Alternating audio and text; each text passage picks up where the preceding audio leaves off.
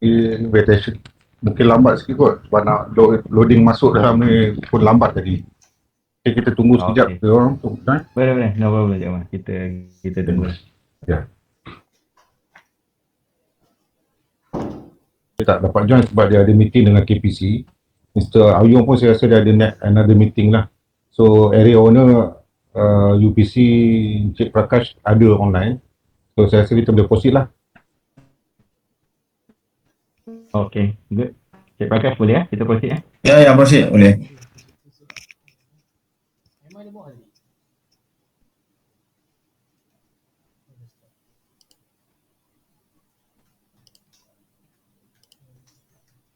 Okay.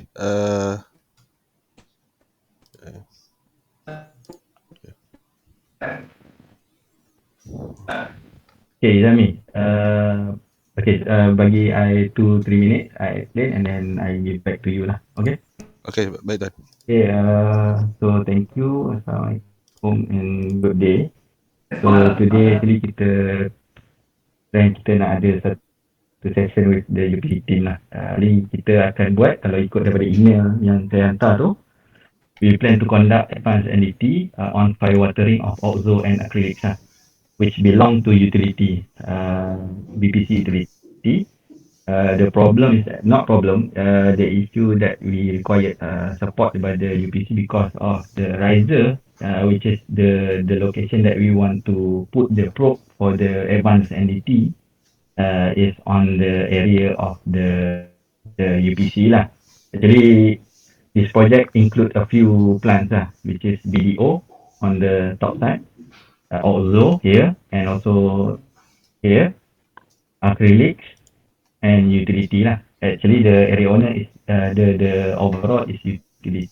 So ada 3 hydrants yang under PC, and also a few jobs yang will be explained by Izami later lah on what is the scope of activities here lah. Okay. So the reason why kita buat ni, satu kita nak tahu in term of the requirement of the safety and also ni lah untuk this area kalau kita buat kerja, dan mungkin nak I want UPC to understand what is kita punya job so that both party clear what will be happening in or next week time. This is more towards no excavation, like I mentioned. There's no excavation. It's more towards collection of data on each hydrant, and also kita ada buat tracing on top of the piping area lah. So that's the job will be explained later lah. So and then we have a plan to put some what I call that station, the green station on these 2 area lah, which is I believe is under UPC. That's the brief lah. So maybe I pass to Izami for quick brief on the total scope of work. Okay, hold on. I have another one. This is kalau for good understanding, this is hydrant yang kita nak buat kerja lah. This is CPC. Hydrant yang kita nak ada taso.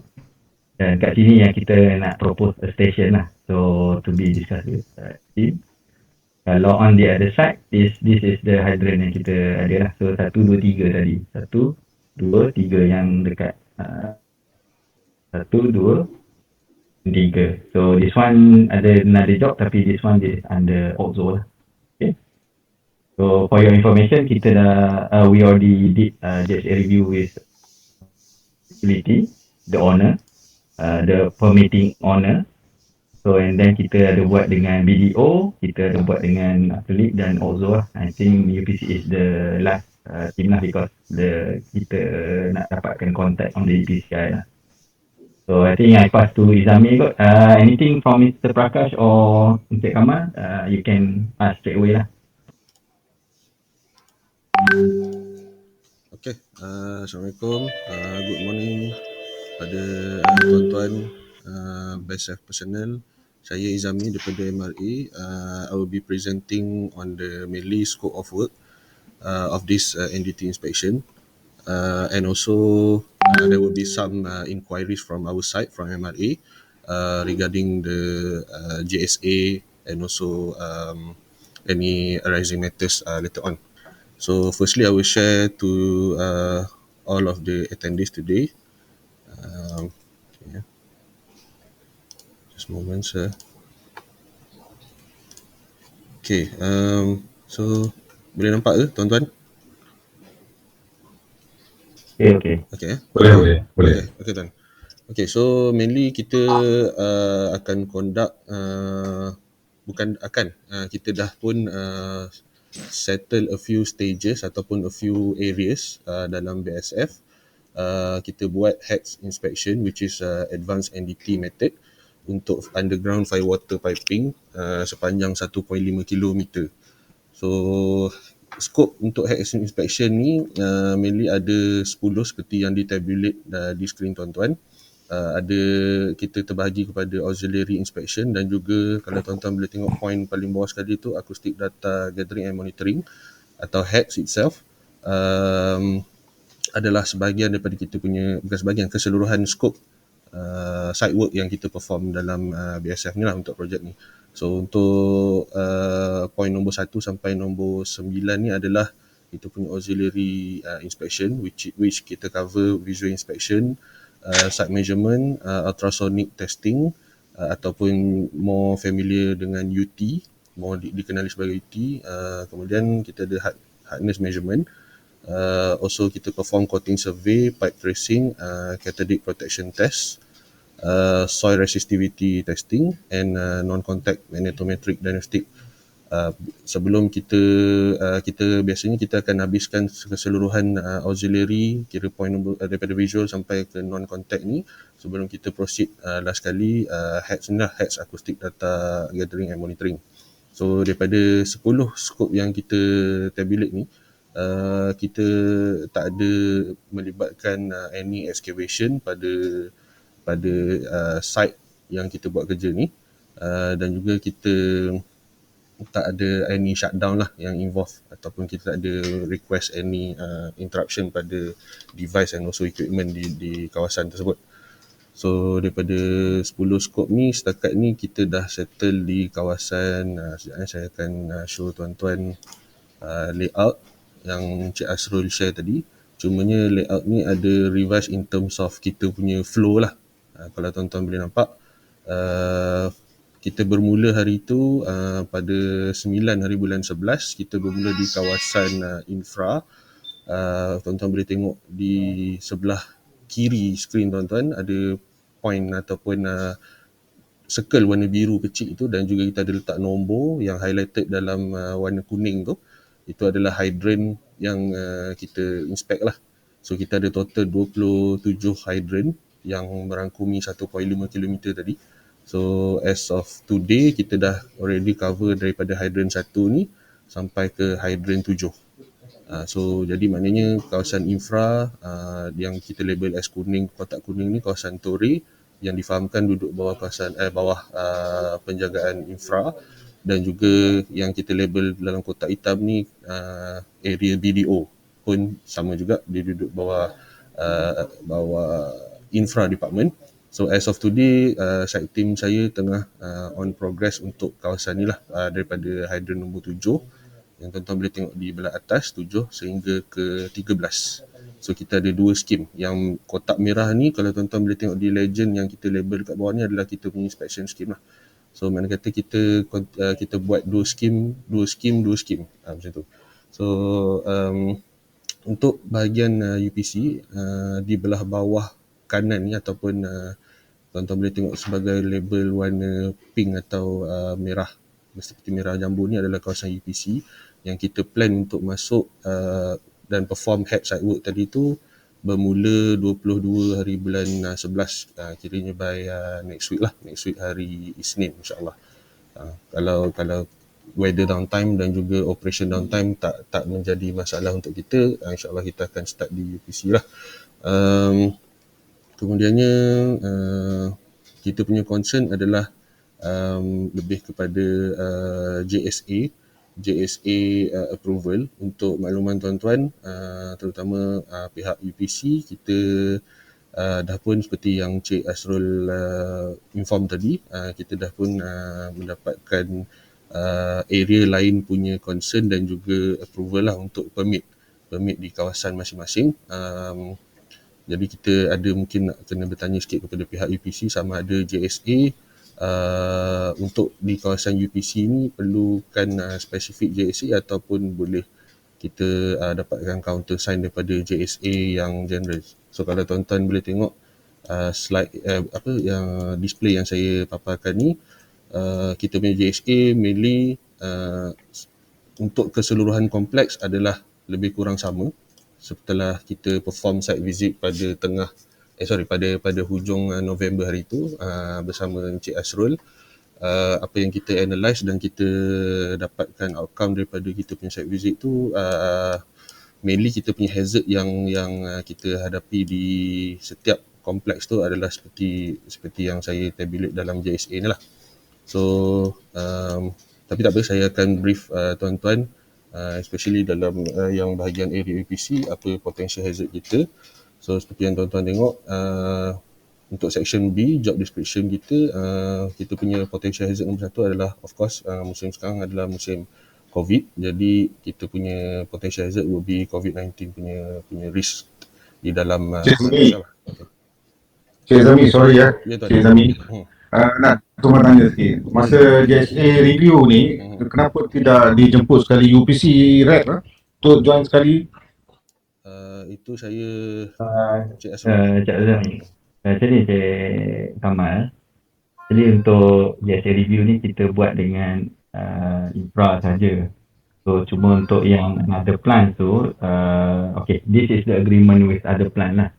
Disebabkan the piping is under infra corridor, so the owner of the permit and also the JSA is infra.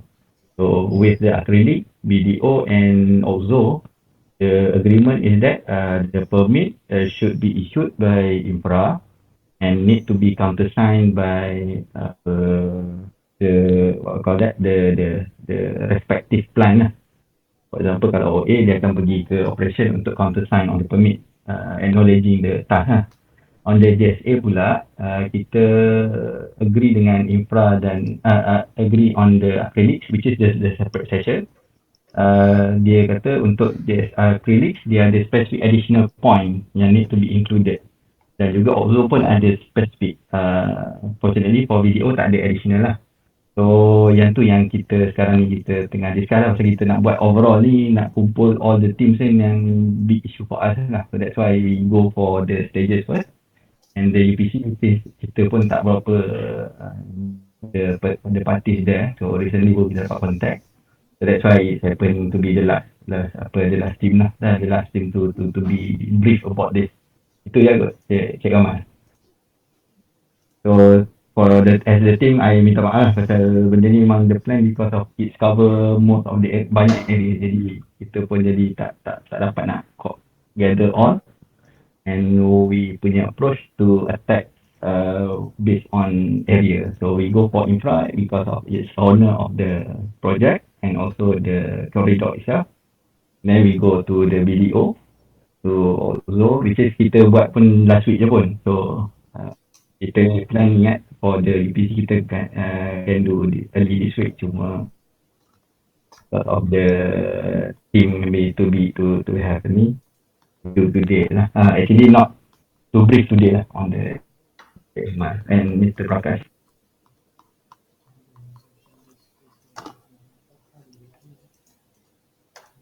So ya, sebab saya highlight ni sebab as a stakeholders kan, memang kita understood that the whole area, most of the areas belong to BPC.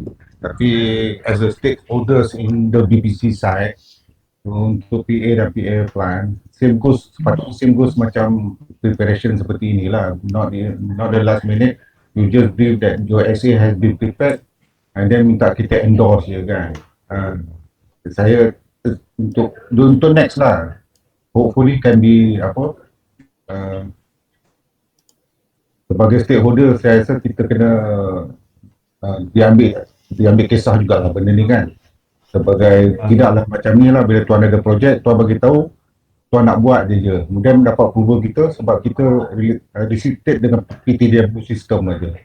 Tapi overall the progress patutnya kita juga involve lah sebahagiannya lah kan. Cik Tapi untuk kali ni tak ada masalah. Saya rasa kita tidak ada bangkangan lah. Cuma kita nak suarakan supaya the next project kalau ada lah kan, hopefully boleh pertimbangkan lah supaya wujudnya UPC dalam UPC tu dia ambil kira jugalah. No problem, Cik Kamal. Saya rasa mungkin kita ada misunderstanding kot. Actually, kita concern, kita understand the all plan lah. Even masa saya buat dulu dekat CT2 tu, kita ada dengan Torre. So, kita pun memang buat benda yang sama lah macam ni. So, kita info, so kita get the feedback from Torre. Kita nak buat lah. So, it goes the same for the UPC lah. So, kita tak ada differentiate between all of the plan lah. Yang kita buat ni because of we know the person for the other plan tu, so that's why we start with that one first lah. Actually the PO pun recently je kita start dapat, and then we trying to catch up with the yearly punya budget. So that's our concern lah. The communication with Cik Nazrul kita dah buat on the Monday lah, which is one after kita dah settle dengan other plan. So, cuma hari ni baru kita get the opportunity to meet Cik Kamal dengan Mr. Prakash lah. So it's okay. In the end apa-apa, kita jangan risau, kita memang put UPC as kita punya partner dalam kita punya ni. So sekarang kita nak dapatkan what UPC punya recommendation for this project lah. We need to do something and then we have to do and then we do lah for that one. So mungkin based on this discussion, mungkin Cik Kamal dengan Mr. Prakash can highlight something lah what you proposing. Okay, just to share macam tadi I kata untuk the plan, that's the permit punya agreement dengan diorang. On the JSA also that's the agreement which is for the acrylic, we add a few line items with specific for acrylics, and SST and also the maintenance coordinator will queue and sign up. Same goes to OXO and BDO lah. So need to know on the UPC side lah, kalau you what the recommendation whether to use the similar method or other way around lah. So I think for that permitting, there are 3 items lah actually we want to discuss apart of this thing, both of you on the scope and overall scope. One is on the permitting. The second one is on the station of the computer model, the station. And the third one is the potential of using to power up our computer, whether we can get your support to use UPC punya power, or else we need to discuss on other power punya ni lah. So kalau Cik Kamal and Mr. Prakash see on the layout itself, yang colour hijau ni adalah kita punya station, monitoring station. Actually monitoring station ni hanya digunakan bila kita nak buat the heads lah, which is data collection. So komputer akan berada kat sini dengan dia punya all the equipment, and the wire will run through this line lah. Dia akan pergi ke sini untuk data collection. So this is the scheme lah. Kalau Cik Kamal yang Prakash, this is one of the scheme. So the scheme ni dia akan run the wire here and here lah. So this is the scheme. It takes about 2 days lah to do the data collection. And after that, the another scheme, station yang ada kat sini ni, kita akan collect data here, point here, and the also another 2 points lah kat atas ni. So that's the 2 scheme yang kita akan ada involvement dekat EPC. Sama dengan Prakash lah.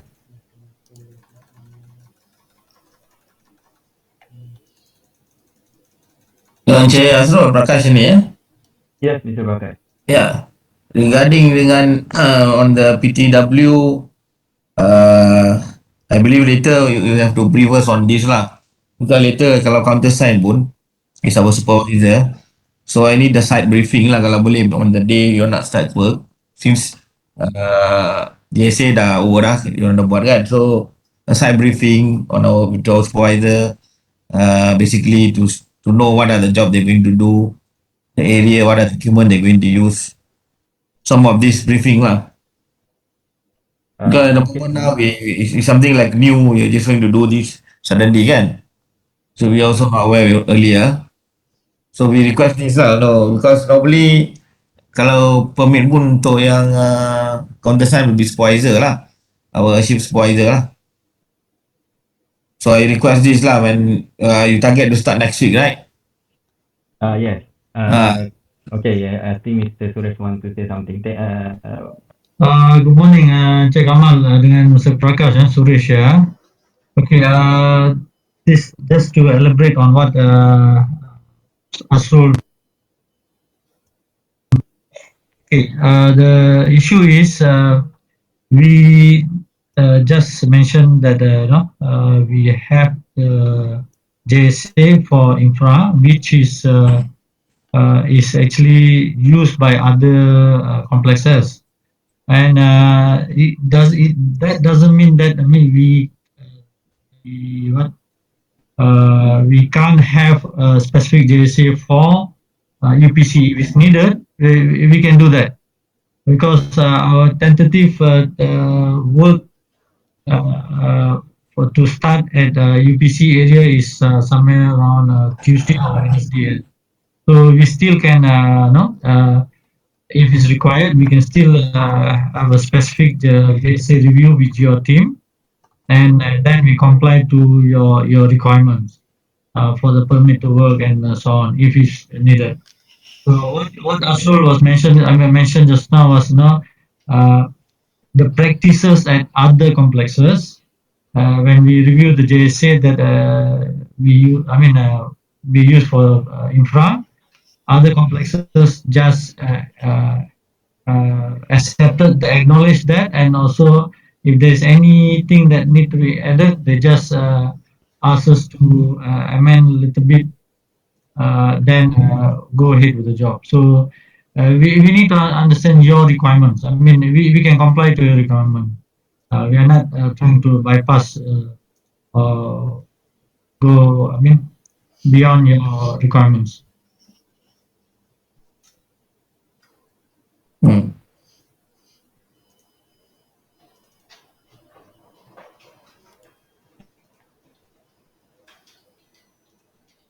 So mungkin Mr. Kamal or Mr. Prakash can recommendation whether we can have a session just go through on the infra JSA, and then we add on the specific for the. Okay, Mr. Kamal, Mr. Prakash, and I think that one consider we some sort like a briefing on what the job is all about. Is it okay we go through once the JSA prepared? Sorry, I cannot get the last sentence. Can we go through one round the JSA? Sure. If you on us, no issue. How about you and Mr. Prakash? If you want to go, we can go. Okay. Okay, I think just proceed, Izami.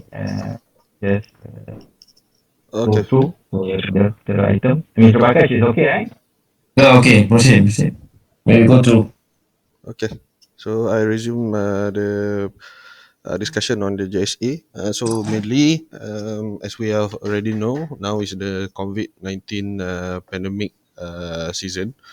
So we are not yet to have a clear picture when it's going to be end, but mainly we still have to take pre-action measures. So that's why kita letakkan COVID-19 pandemic spread ni as our main JSA lah, because dekat mana-mana pun still akan ada risiko. So our control and safety precaution for this potential hazard, which is COVID-19, will be as follows. First, we will conduct as a normal practice, temperature screening, and also touch in and touch out at head count panel box each time at every plant or complex that we are going to perform our site work.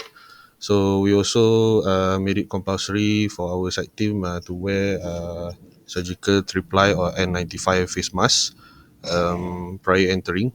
But in fact, not only to enter BSF, nowadays anywhere we go, we will have to wear the mask all the time.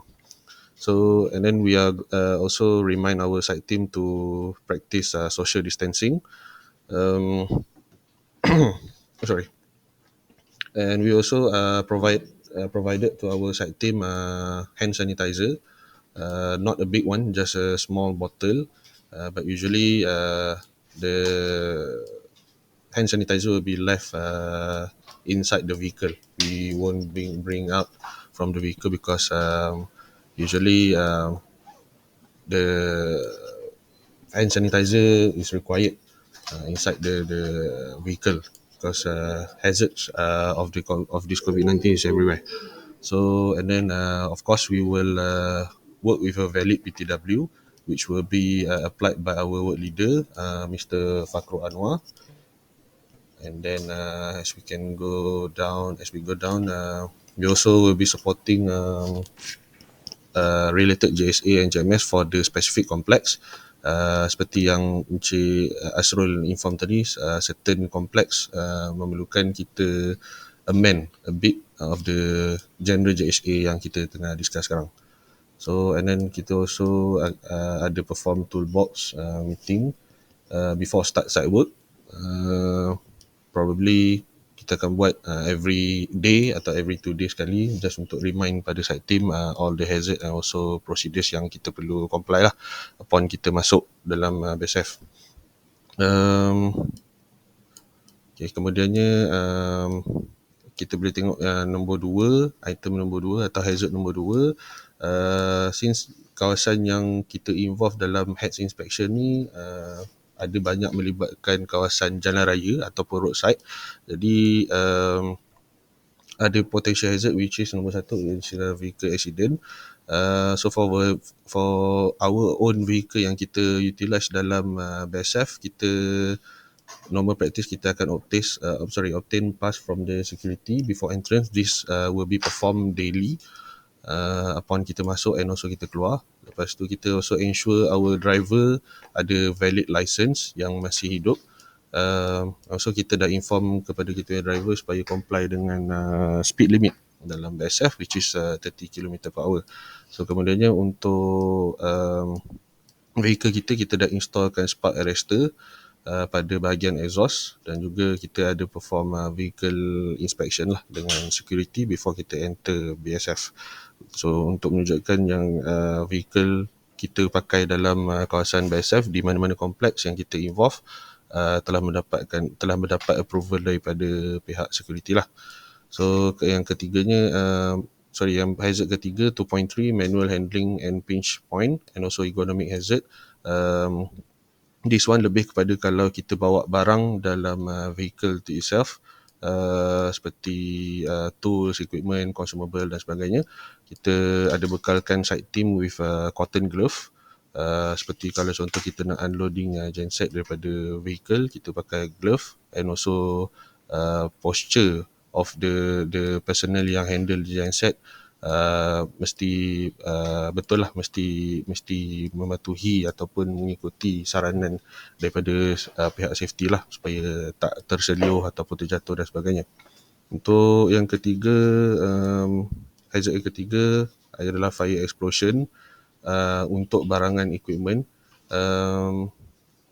Untuk makluman tuan-tuan juga, kita punya barang mainly untuk macam seperti kamera and also tools tu yang kita guna sebagai advanced NDT tu adalah battery operated. Kita tak utilize any wire kecuali PC lah. PC untuk HADS data gathering and monitoring tadi tu, that is the only equipment yang kita pakai electricity.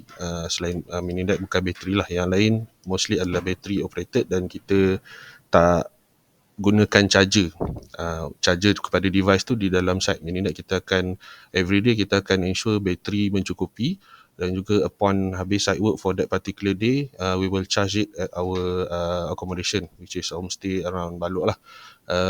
Okay, balik pada hazard 3.1 tadi, kita akan ada perform gas test, and also kita sebagai contoh kita pakai kamera untuk visual inspection mainly.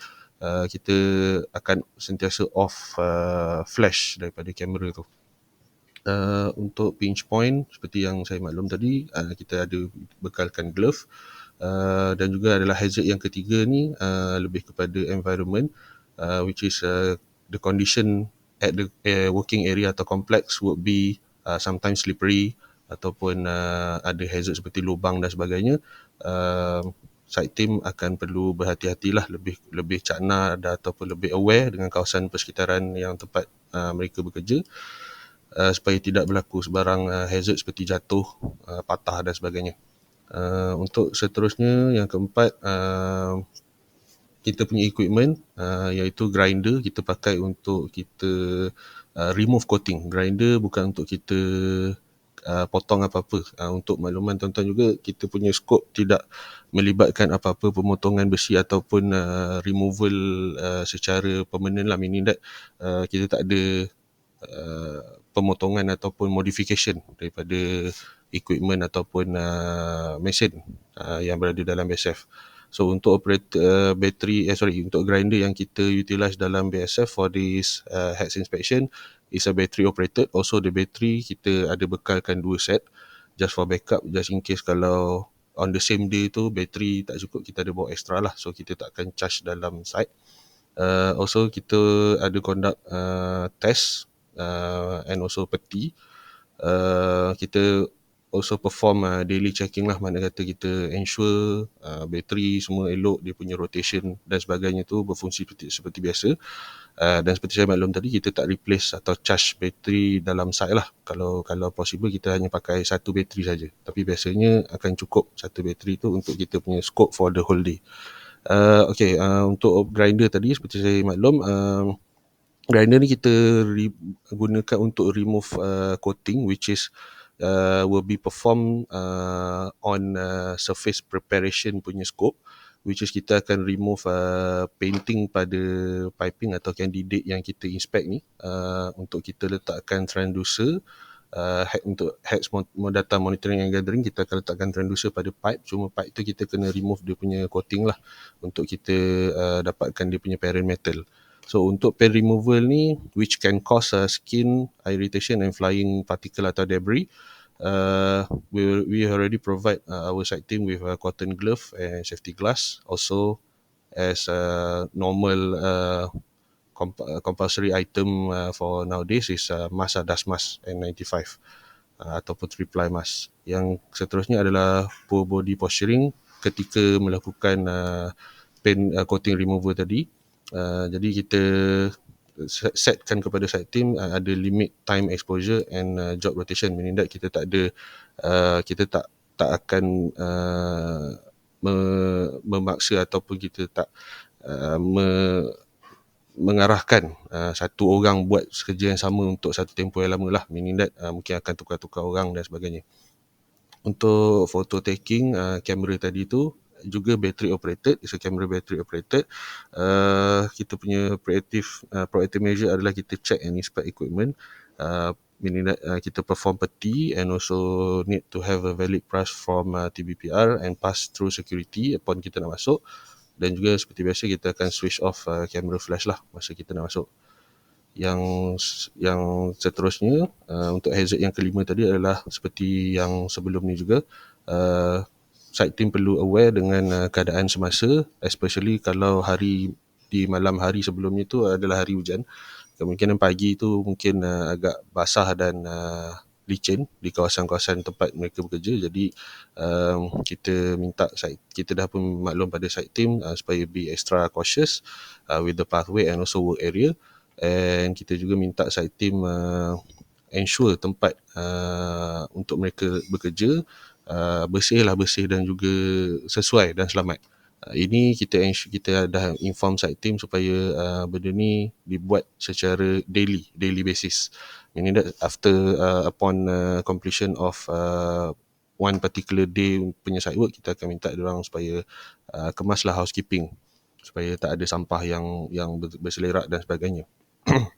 Okay, untuk yang seterusnya, nombor 6 adalah kita punya auxiliary inspection. Seperti yang saya tabulate tadi, kita ada list of auxiliary inspection yang kita perform di dalam BSF untuk project HATS.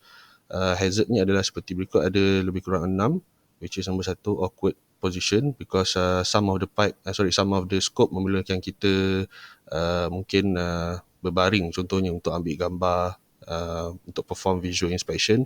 Mungkin ada sebahagian kena baring ataupun kena membongkok dan sebagainya. Kemudian seperti yang sebelum ni juga, slip, trip and fall ketika melakukan auxiliary inspection tersebut. Jadi kena ensure clean and tidy workplace and also be alert all the time. Kemudian seperti saya maklum, projek ni sebab kita cross banyak kompleks, jadi melibatkan crossing roadside, dan saya difahamkan juga di dalam BSF trafiknya agak busy dengan ada contractors and also BSF personnel themselves menggunakan roadside dengan kerap. Jadi kita juga ada bekalkan work zone signage ataupun warning signage and rubber speed bump and also safety cone sebagai indikator yang site ataupun site work is on progress lah, supaya pengguna jalan raya dan juga pedestrian yang melalui kawasan yang kita buat kerja ni lebih aware lah, atau lebih maklum yang ada site work tengah berjalan. Okay, kemudiannya untuk certain equipment ni yang mungkin ada spark ignition seperti grinder tadi pun kita ada perform peti, and seperti yang saya maklum tadi kita tak ada charge on site. Kemudian untuk nombor 5 ni biological hazard, untuk OXO kalau tak silap saya ada untuk acrylic ada request daripada safety department acrylic untuk kita masukkan kalau tak silap saya dia ada satu area tu, ada satu pokok yang ada sarang tebuan atau sarang lebah. Jadi itu part of the biological hazard lah. So untuk biological hazard, kita punya safety measures adalah kita ada safety boot and coverall yang good condition lah, meaning dia tak ada koyak ataupun nipis dan sebagainya lah. Kemudian ada certain area juga kita ada minta request untuk kita potong rumput yang panjang ataupun lalang supaya kita nampak clear dan bersih dan selamat lah untuk kita perform the site work. Kemudian untuk high noise, yang ini kalau tak silap saya juga di kawasan BDO memang agak bising, jadi kita ada bekalkan kita punya site team dengan earplug dan setengah daripada mereka ada earmuff lah pada helmet masing-masing. Okay, kemudiannya untuk nombor 7, perform NDT HATS. Ini jika di kawasan ataupun di area UPC tidak ada power supply yang boleh kita utilize untuk HATS data monitoring and gathering punya scope. Jadi kemungkinan kita akan pakai diesel generator lah, tapi ataupun kita akan pakai satu sumber elektrik yang mungkin seperti battery pack. So kalau kita pakai diesel generator, kita ni lah hazard yang kita tabulated kat sini adalah kemungkinan generator ni akan kita terpaksa utilize sedikit kawasan ataupun sedikit ruang untuk kita letakkan genset. Tapi kita akan ensure kita punya safety measure, kita tak block any firefighting seperti firefighting parts ataupun equipment seperti fire hydrant dan sebagainya. And also kita akan barricade lah kita punya genset tu supaya pihak yang melalui kawasan tersebut aware yang genset ni kita tengah utilize, dan juga supaya tidak berada berdekatan dengan genset itulah, kecuali pihak fire watcher saja. Okey, yang seterusnya adalah genset ni melibatkan motor ataupun parts yang bergerak. Jadi hazard dia adalah hand finger caught by rotating parts. Tetapi genset yang kita pakai, kalau kita pakai genset, biasanya kita akan pakai spek 5 kVA, which is dia punya genset tu itself, motor dia akan duduk di dalam genset tu punya casing, jadi dia tak expose kepada user dan juga orang yang lalu lalang berdekatan lah. So itu adalah safety measure yang kita implement ataupun kita concern kepada genset. Kita letakkan motor genset tu dalam satu casing, dan juga untuk exhaust system dia tu kita pakai ada spark arrestor untuk exhaust system dia, supaya asap yang keluar tu tak ada potential untuk cause any spark lah. Seterusnya untuk genset juga kita ada, macam saya kata tadi, spark dan ignition source. Genset kalau kita pakai, kita akan request for peti ataupun inspection with BBC punya department in charge, and also kita buat gas test. And point nombor 3 ni adalah no refueling, meaning that kita tak refueling ketika mesin tu berjalan lah, for sure. Walaupun dia hanya diesel operated, but kita punya practice adalah kita sama ada kita refill kat luar ataupun kita bawa satu kontainer khas untuk kita isi diesel ataupun minyak diesel dalam satu kontainer yang memang spesifik untuk kita transport fuel tu, dan baru kita isi lah ke dalam genset. Tapi kekerapan genset ni, kalau one time kita isi, kita biasanya akan seminggu sekali dia punya capability per full tank untuk sebuah genset 5 kVA lah. Dan kemudian kita ada akan preparekan seorang fire watcher and bersama dengan fire extinguisher yang kita letak berdekatan dengan genset tersebut.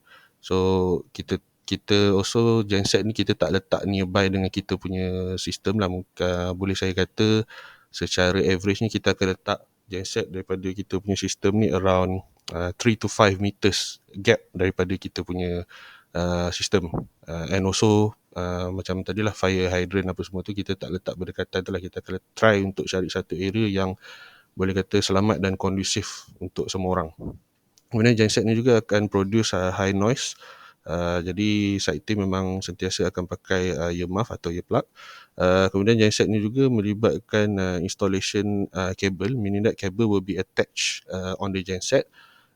From the genset kita attach cable, kita pergi ke distribution box, dan distribution box tu baru kita connect ke PC yang kita utilize for the heads data gathering and monitoring tadi. So bila whenever ada presence of cable, the hazard would be cable to itself lah. So our pre-action measures ataupun kita punya solution adalah kita laykan kabel tu macam mana kita laykan kabel tu secara serentak, meaning that kita tak letak satu kabel ke arah utara, satu arah ke selatan, satu ke barat. Kita akan laykan kabel tu satu arah sahaja, macam tu. So that's why kita tabulate sini hoses and cable to be laid properly and securely. Dan kemudiannya lepas kita lay kabel tu, biasa kita akan ikat kabel tu using tali atau kabel tie supaya dia tak berselerak atau berselirat lah. Wire tu, dia punya pathway dia tu nampak seragam. Okay. Kemudian every time kita habis buat site work menggunakan genset, kita ensure kita buat housekeeping at all times lah, meaning that di kawasan yang kita buat site work tu kita kemas balik kabel apa semua supaya dia tak mengganggu pihak-pihak lain yang melalui kawasan tersebut, dan juga kita ensure tak ada sampah-sampah ataupun any debris dan sebagainya upon kita habis site work. Kemudian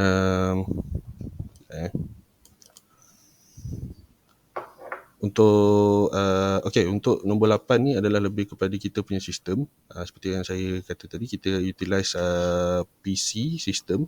So PC kita pun ada kabel akustik yang akan attach kepada PC kita, kepada transducer yang kita lekatkan di piping atau candidate yang kita inspect tu. Jadi hazard dia adalah kita kemungkinan site team ataupun other manpower akan tersadung dan terjatuh dan sebagainya ketika melibatkan pengurusan kabel ni. So kita ensure kita secure all dangling cables at a safe place. And then also macam tadi kita akan buat housekeeping measures lah every time kita complete. Dan juga short circuit ni adalah kita punya sistem sendiri, meaning that ada possibility untuk sistem kita short circuit walaupun very minor, but it's part of the hazard. So our preventive measure adalah kita ensure socket yang kita pakai is in good condition, meaning that tak ada looping ataupun tak ada modification, and juga dia punya contoh kepala plug tu kita ensure dia punya connection dan sebagainya tu is in a good condition lah. Kita also ensure kabel kita tak melalui wet surface, because it's a potential risk yang boleh menyebabkan short circuit. Okay, untuk nombor 9 is surface recoating, which is to recoat painting on the piping yang kita dah inspect, yang kita dah remove dia punya painting. So there will be hazard of odor, smell odor from paint yang kita pakai tu. Jadi site team akan ensure themselves untuk pakai N95 mask lah ketika performing the surface recoating process. So nombor 10 adalah housekeeping secara keseluruhannya, sama ada for daily basis ataupun upon 100% completion later on. Hazard will be slip, trip and fall. As usual, kita ensure site team kena watch out the pathway yang kita akan perform housekeeping tu. Kemungkinan ada part of the areas yang kita buat housekeeping tu licin ataupun kawasan tu mendaki bukit dan sebagainya, ataupun kawasan yang tinggi. Jadi kena berhati-hati and kena alert all the time lah untuk all personnel yang involved dengan housekeeping. So nombor 11 ni adalah PTW actually. Nanti saya akan adjust. Untuk hazard dia adalah miscom ketika closing of PTW, permit to work. Jadi ini lebih kepada work leader to return the PTW at the end of the day with all related document lah, JSA, OSSB dan sebagainya. And also work leader must ensure the PTW tak dibawa keluar daripada kawasan BSF. Jadi sebagai keseluruhan dan kesimpulannya, kita ada lebih kurang 11 job step yang kita perlu aware dan juga always remind ourselves ketika membuat site work di dalam BSF ni lah. So untuk makluman tuan-tuan juga, kita safety requirement for this job, safety equipment yang kita require adalah as usual basic PPEs, earmuff because of some areas yang ada high noise, kemudian cotton glove untuk prevent any hazard yang possessed by pinch point daripada equipment dan sebagainya. Kemudian mask sama ada N95 atau 3-ply, face shield untuk kita buat coating removal, yang lain ni kita pakai. Kemudian fire extinguisher ketika mana kita pakai genset untuk heads data monitoring tadi. Warning signage ni all the time ketika mana kita masuk buat site work yang melibatkan roadside. Kemudian vest orange ni fire watcher lah, meaning kalau kita ada genset kita akan minta fire watcher untuk sentiasa pakai vest orange. Gas detector untuk ini kawasan acrylic, OXO kalau tak silap saya, dia ada dimaklumkan oleh HSE acrylic, ada synthetic gas di kawasan OXO. Jadi kita ada bekalkan site team kita dengan gas detector. Untuk last kali 3-ply mask ni adalah prosedur ataupun SOP COVID untuk sekarang lah. Jadi itu saja untuk kita punya JSA. Jadi kalau ada apa-apa komen ataupun input daripada pihak BPC untuk JSA yang kita discuss ni, saya minta tuan-tuan boleh share lah kot apa input yang mungkin kita ada terlepas pandang ataupun kita tak aware dan sebagainya. Cik Zami, terima kasih. So I believe that everything has been go through briefly lah, the best from at the BPC side lah. Allow saya untuk describe on our requirement lah. Is it okay? Boleh tuan, boleh. Okay. Pertama, untuk buat aktiviti dalam kerja, of course this is a standard to all, similar standard at requirement by all the plant. So untuk kerja-kerja di UPC, so we hope that you can fulfill our requirement also lah. So our requirement including of course this job activity will be related to permitting system. So first I rasa kalau tengok dalam go through this JSA, you mean that ada homework lah kan, kemungkinan sebab you nak bring in generator set and also you nak guna grinder. Betul.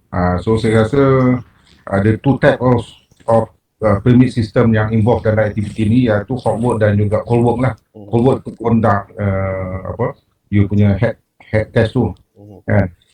Jadi ini requirement dia. So untuk UPC site, so during you nak buat job site tu you kena apply pertama hot work dan cold work sebelum you nak apply tu pastikan genset dengan grinder ni inspected by our ENI lah. EI fellow kita akan ni, so you tolong liaise dengan Mr. Prakash lepas ni, Cik Azmi, untuk bring in your equipment, electrical energized electrical equipment, so kita akan arrangekan kita punya electrical tech untuk check the equipment lah. Okay, saya terima kasih sebab JSC ni dah prepared well lah. Tapi untuk kita punya side, kita akan share dengan pihak Cik Zami nanti kita punya JSA format. Ya. Okay. Kita tak perlu review lagi. Cuma you transfer all this detail dalam yang ada ni into our kita punya format. And then I assume that if we have done review session lah. Okay. Jadi transfer, so get back Mr. Prakash as our JSA approval, and then hari ni punya members tu as a review members lah. Ya. Okay. Kemudian another kita nak juga minta JMS untuk method statement, minta tolong provide juga pada kita. Dan last kali saya rasa you nak ambil gambar tu, kita akan share dengan you satu form untuk photo taking authorization. Okay. Saya rasa itu sajalah daripada pihak kita. Mungkin Mr. Prakash kot ada tambahan ke?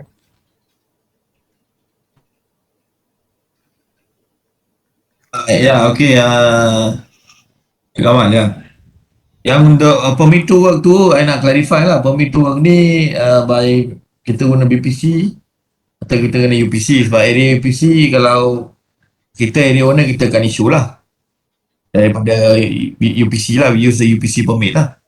Ya, applicant saya rasa daripada pihak Encik Asrul kot. Infra ke? Asrul lah. Infra lah. Infra. Mainly will be infra lah. Ya. So this one need to also clarify lah. We're going to use kalau kita punya area, we prefer our permit lah. Yes, of course our permit. We use our permit. In our premise. Yeah, our promise. So we will issue a permit then countersigned by BPC lah. Yes. It will be better. Yes. So Mr. Prakash and Mr. Rahman, maksudnya the permit issuer will be from BPC lah. So kita akan request and then permit issue from the UPC and countersigned by the infra ni lah. Correct. Ya, betul Cik Asrul. Cuma Cik Rahman, saya ada satu soalan. How about the permit receiver tu? Adakah kita for UPC the permit receiver can, because current permit receiver they comply to BPC punya permit receiving lah. So macam mana itu Cik Rahman? Applicant saya rasa permit receiver kalau you ada AWL yang attend saya rasa dia orang boleh jadi permit receiver. Sorry, Cik Zami punya group ni dah attend BPC punya work permit receiver punya course ke apa ke? Untuk Ya. Kalau ikut memang dia orang ada seorang personal tu memang permit receiver yang dah attend under BPC punya permit receiving punya ni lah, dah pass the test semua. dan boleh buat boleh request for permit. Boleh, saya rasa boleh kita gunakan. Okay, good. Okay. So cuma apa dah, JMS rasa kita ada, cuma nak kena provide any briefing apa-apa ke, maksudnya macam kalau dekat acrylic dengan infra kita ada complete briefing. So untuk UPC ada ke Cik Prakash dengan Cik Kamal? Sepatutnya adalah, tapi kadang-kadang benda ni itulah sebab daripada awal kita dah tiba-tiba pihak tuan dah highlight date kan, propose date 22 hari bulan tu start. So kita kadang-kadang kita tak mau konflik jugalah sebab kita tahu the overall the major is UPC. So kita pun even UPC pun kita respect the quantum site guideline kan.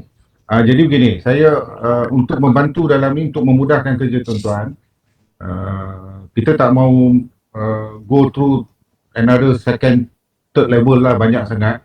So minta Cik Asro buat arrangement, email pada saya, list name daripada pihak Cik Zami nak buat kerja, kan? Masuklah dengan pihah BPC yang involved lah.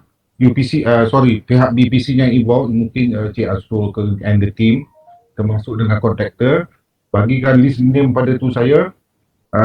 Kemudian tolong attachkan briefing card yang daripada BPC tu. Okay? Lepas tu kita akan reissue. Kita akan reissuekan safety briefing card UPC ikut validity you punya date ni. Boleh tak? Boleh Cik Kamal. So maknanya Cik Zami akan collect semua kita punya card, pasport tu, kita akan buat satu kopi dan at the same time with a list of BPC and also MRA punya team. Okay, so nanti akan email ke Cik Kamal. Okay.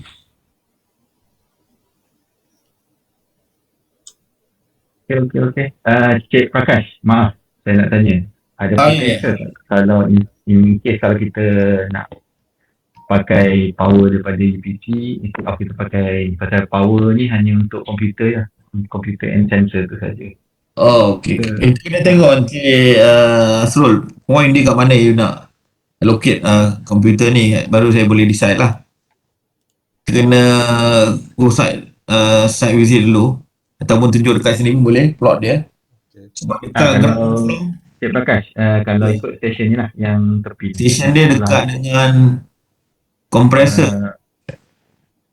Sini. Okay. Dekat dengan blower house lah. Blower house. Tapi kita kena tarik extension panjang juga. Sebab ni kalau dua ni memang jauh lah. Jauh. Sebab nearest point pun dekat pump. Kita ada dekat bottom oxidation lah. Quite far lah. Okay. Sangat dalam 50 meter lebih jugalah. Mr. Prakash nak tanya sir. Untuk power outlet yang available di UPC ni, dia pakai plug jenis macam mana tuan? Ini yang EX punya lah, yang kita ada soket masuk punya. Biasanya kita ada bawa plug CX type, CEAG type. So is it boleh pakai untuk CX? Oh, okay. Ini I kena further clarify dengan kita punya electrical dululah. Kena clarify dulu dengan dia orang. Okay. Sebab biasa kita yang plug in tu, yang soket je. I see, okay. Yang EX type lah. So memang bukan tu je. So once kita plug in, kita pergi ke DB pun boleh. Yep. Okay. Then kita connect from the DB also boleh. Okay. So tak apa forward kat dia. So Cik Prakash, I think let Zami settle up this one, whether we can use type socket yang available, because we don't want to have like ada you nak kena check detail tempat lain lah. So kita check dulu, nanti kita come back balik dengan ni. Boleh ke? Boleh. Okay. Cuma you punya concern tadi, dia kabel tu akan jadi jauh lah. Jarak dia memang jauh lah. Kalau kat area sini saya tengok memang jauh lah. untuk both location ke? Apa Cik Bakas? Buat location Yang hijau bawah ni juga Bakas. kita dalam plan. Mainly dia dalam plan. Dia punya location soket tu. Okay.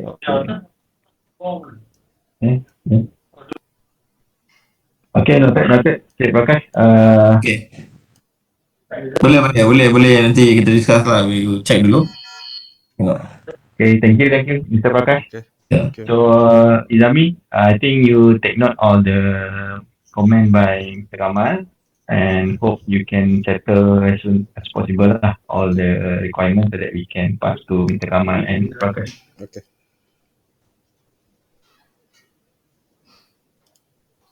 Okay, so rasanya we already past 10 minutes ni.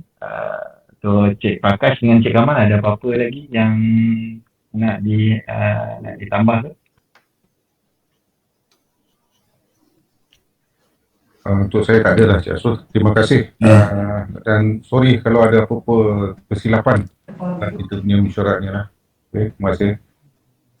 Okay, so saya punya side pun tak ada apa lagi lah. Okay.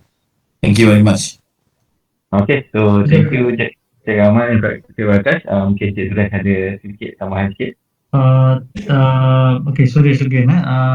Pasal yang requirement yang Cik Kamal outline just now dengan Mr. Prakash. So we will comply to that. So Azami, when kita plan untuk jumpa Cik Kamal untuk clearkan semua requirements tu, let's agree kat sini senang nanti. The earliest that we could try to allocate time would be this evening, tapi upon site work I have to inform them first lah, meaning that mungkin I will ask the team leader Mr. Firdaus untuk liaise dengan Mr. Kamal, ataupun kalau hari Sabtu Tuan Kamal dan Mr. Prakash ada ke atau tak ada? Kita off lah. Kita off. Cuti. Let's not touch weekend. Work on weekdays. I see. Okay. So we'll try by this evening. Kalau tak possible, mungkin by Monday morning before start the site work kita mungkin akan. There's ni, Azami. My opinion. We prepare ourselves today. Okay. The requirement yang Cik Kamal outline just now. Then Monday kita jumpa Cik Kamal. It depends on his convenience lah. Yep. And rather than kita rush, then ada benda yang tak complete. Let's complete ourselves first. Correct. Before kita jumpa Cik Kamal nanti. Then I would propose. Okay, maybe ada a few items tu boleh submit early lah to Cik Kamal. Okay.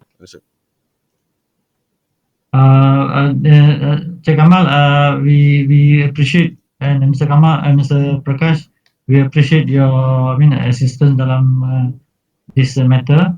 If there any further issues, please do let us know. We will comply accordingly.